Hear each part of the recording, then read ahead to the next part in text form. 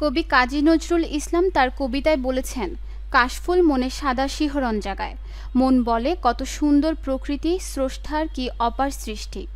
আবার কবিগুরু রবীন্দ্রনাথ ঠাকুর প্রাচীন গ্রন্থ কুশজাতকর কাহিনী অবলম্বন করে রচনা করেছেন সাপমোচন নৃত্যনাট্য।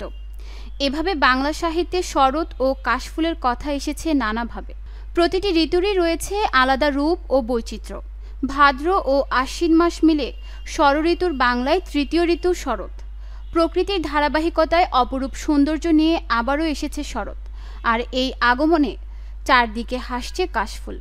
প্রকৃতিতে যখন শরৎকাল আসে তখন কাশফুলই জানিয়ে দেয় শরতের আগমনী বার্তা।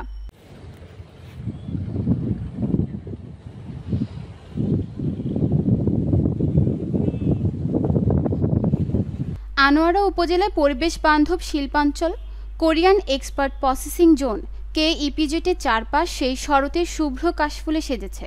বৈচিত্র্যময় প্রকৃতিতে শরতের কাশফুল দেখে যে কারোরই চোখ ও মন জুড়িয়ে যাবে। কাশফুলের এমন সৌন্দর্য নজর কাড়ছে যে কোনো পথচারে। অনেকে কাশফুলের সঙ্গে ছবি তুলছে, কেউ বা কাশফুলে হাত বাড়িয়ে আলতো হেঁটে ভিডিও ধারণ করছে।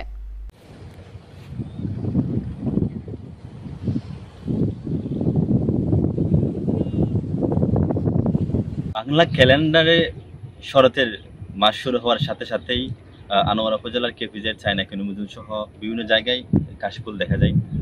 আসলে প্রতি শরতের কাশফুলে ঘুরতে এসে নিজের মনকে সতেজ করা যায়।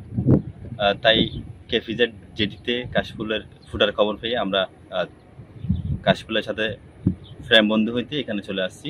আপনারা চাইলে KPZ জেটিতে চলে আসতে পারেন। এখানে মন ভোলানো কাশফুল ফুটে আছে।